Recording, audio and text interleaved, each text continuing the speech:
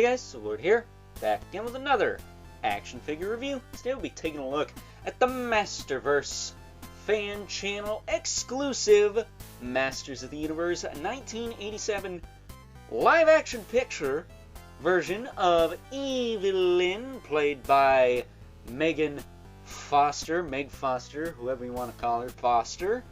This, of course, is brought to us by the fine folks over at Mattel, and, of course, Big Bad Toy Store, where I get a lot of my Masters of the Universe figures nowadays because, now, I don't know about you guys, but I never really had a good selection at the store for Masters of the Universe figures, and since this is a fan channel exclusive, you can't find it at Target, Walmart, or any place you could probably drive to. Maybe GameStop? Maybe? And if Amazon has physical locations, but, yeah. So, without further ado, let's cut right to the chase and get into the meat and taters of this review. Take a look at good old Evil-Lyn's accessories here. Starting off with a pair of open hands. I think they're clear too, which is kind of cool. But she does come with those. No fist hands, which kind of sucks because other than this glowy cosmic key here, that's all you get with this figure. You don't even get a wand or staff like we're used to seeing with this character. I'm guessing in the movie she didn't use one, which is stupid because I could have sworn she had one. Very ornate looking one, but I haven't seen this movie in a long time, and I've already said it before, I'll say it again. The 1987 Masters of the Universe live action picture is not, I repeat, not one of my favorite things from Masters of the Universe. It's probably second to the New Adventures and then the Filmation cartoon. Like, all the old Masters of the Universe stuff, not my jam. Other than the toys and the mini-comics, the Alfredo Alcala and the guy who did Danny Ketch Ghost Rider in the 90s for Marvel mini-comics, that is. He did Trap John, Triclops specifically. Other than that stuff, and then of course, you know, fast forward to 2000X, that's Masters of the Universe to me. I like the darker, more grittier, you know, scary looking Masters of the Universe, although people would argue that the 87 movie was dark up until they met Courtney Cox and her boyfriend, that is, which, side note, if you want to see Courtney Cox look like a total dipshit, watch this movie. I'm not going to spoil it for you, but literally the dumbest, absolute dumbest, poorly written thing happens in that movie, and it is by far one of the biggest epic fails in cinema history, I swear to God. So watch the movie if you want to know what I'm talking about. I'm not going to spoil it because then you won't watch the movie. You should watch the movie at least once. You got to suffer through it at least once. So, taking a closer look at this figure here, I really like it, actually. Mostly because it's the closest thing to a traditional looking Evil-Lyn we have in this freaking line. I don't know why we haven't got one from Revelation, that first episode, or a New Eternia one yet. I think a New Eternia one was leaked and or teased or something last year. And, you know, of course, we've all thought we're probably going to get a classic looking one from Revelation. We still haven't. Maybe Revolution she'll go back to wearing the helmet and stuff, but I doubt it since she's reformed. She's probably going to wear an all-white costume with her long flowing locks and use a different looking one. She's going to look completely different because all the evil stuff, you know, it does not matter. It's in your past now. So, you know, since this is all we got for a more traditional looking Evil-Lyn, I'm okay with it. And I'm sure if you swap this head with the first Revelation one that had the helmet head, you probably get a more traditional looking Evil-Lyn out of it.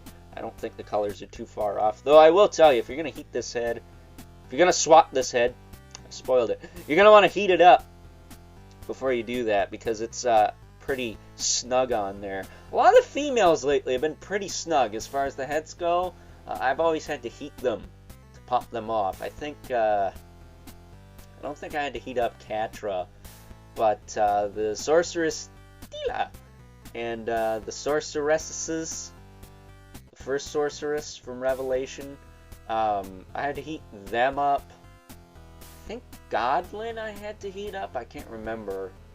And I don't have the Evil-Lyn with the Maleficent looking cape and stuff.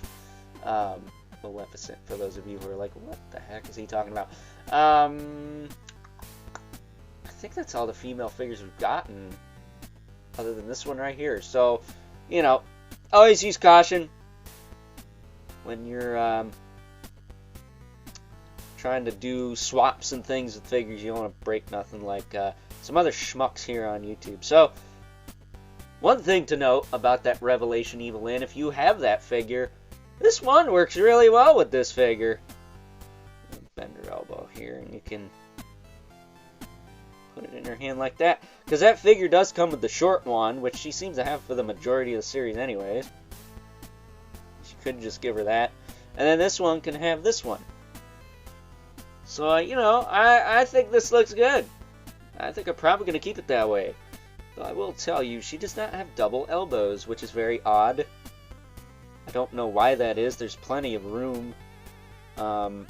Personally, I don't care about double elbows as long as I get 90 out of the elbow, which this figure, I think, has. It's pretty darn close. Not right on the money, so it's not that big a deal, but it kind of sucks that we don't get the double elbows on this figure. We just do a drop-down hips, though, you know, because she needs those. But as far as articulation goes, you hear that pop. That's just the joint unsticking. That was the head, not the peg. She can look up. She can look straight. She can rotate side to side. She does have tilt side to side. And if you do pop the head off, you can take this cape off. I don't know why you'd want to do that, but you can. It's connected to the pauldrons, though, so be wary of that. Also, when you're moving the arm here, actually they get out of the way, so you don't got to worry about that. They're up high enough, you don't have to be concerned with that. I guess if you rotate it too far forward and back, you might. She does have a bicep swivel still, which is interesting. Because again, we don't get that double elbow. We get a single elbow with rotation.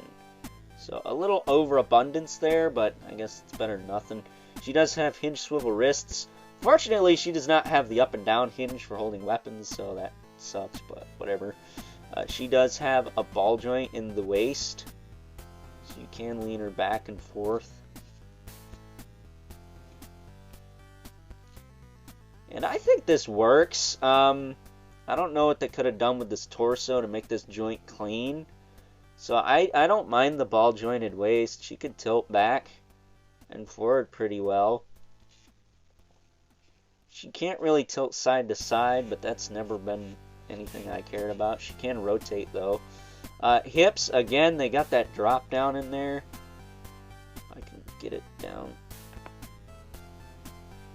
If I can get it down, I forget which side clicked down. There. So you can drop them down and move them a little bit. This really more or less helps with outward posing because of her skirt there, but shove it back up, you can hear it click into place. She can kick forward and back a little bit. She's got a thigh cut. I turn this all the way around. She's got double knee. That works fine. Boom. That they probably could have done without, because she's got the hard plastic skirt there. So she's kind of pointless to have the double knee, but whatever. Again, better than nothing. She's got a boot cut. She's got a hinge in the foot. Not the tightest thing, but she can stand fine. Then she's got a rocker and peg holes at the bottom of the feet. So yeah, man, that's movie Evil-Lyn in a nutshell. Very basic figure, but I like it. Probably the best Masterverse female figure we got in 2023. I mean, we got a few females, but nothing to write home about. I actually don't have Frosty yet at the time I'm recording this, or that other Evil-Lyn, so I might have to pick that up, but that'll be another story for another day, because right now I need to move this review along before it gets longer than it needs to be. Take a look at some size comparisons. First up, and as promised, here is good old Evil-Lyn, alongside the only other figures we have from the 1987 Masters of the Universe live-action picture. From the fine folks over at Mattel, as a part of their Masterverse line, we got the quote-unquote deluxe Frank Langella Skeletor, and the quote-unquote deluxe again. Still not sure about that price point, but nonetheless we have Dolph Lundgren He-Man to go with this Megan Foster Evil-Lyn.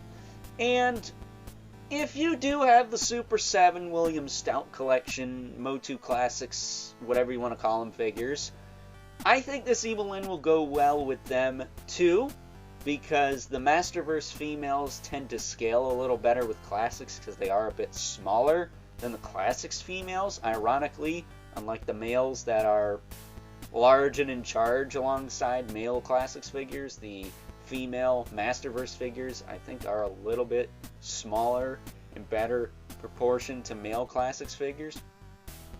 But I digress.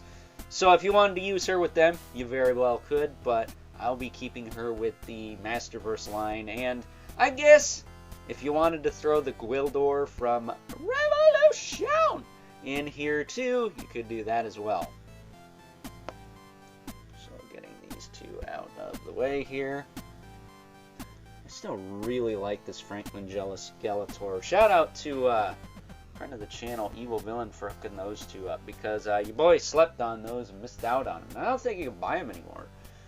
That said, wouldn't be one of my videos without bringing in good old Brother Mandibulith from Mythic Legions with his problematic club. I'm about ready to take his weapons out of his hands because they create more problems than they really should. And of course, we have the infamous 11th Spawn, who, as usual, towers over everyone. This should be no surprise, because Evil-Lyn is not the tallest character ever. She's about average for a female figure, despite the fact that Masterverse, I think, tends to be closer to 7-inch scale, if I'm not mistaken. So, with that being said, it's time now that we wrap things up. Some final thoughts.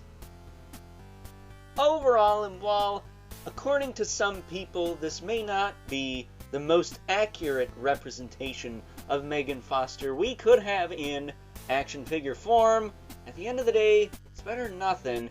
And last I checked, my beloved 2000X didn't have any Masterverse representation, just some random Origins variants. Yeah, Origins. That's it. That's all I got representing my favorite era of Masters of the Universe. So quit your bitching. Be thankful you got this. I will say, my only gripe with this figure is that she didn't come with fist hands and a wand if she's supposed to have one. She's probably not. I don't think Mattel would skimp out on that. That seems like a big deal, but I'll be displaying mine with this wand from the first Revelation Evil-Lyn, and I don't care what anyone thinks. I think it looks cool, even if it's not accurate. So, with that being said, I hope you guys enjoyed this review, and until next time, I'll catch you guys later.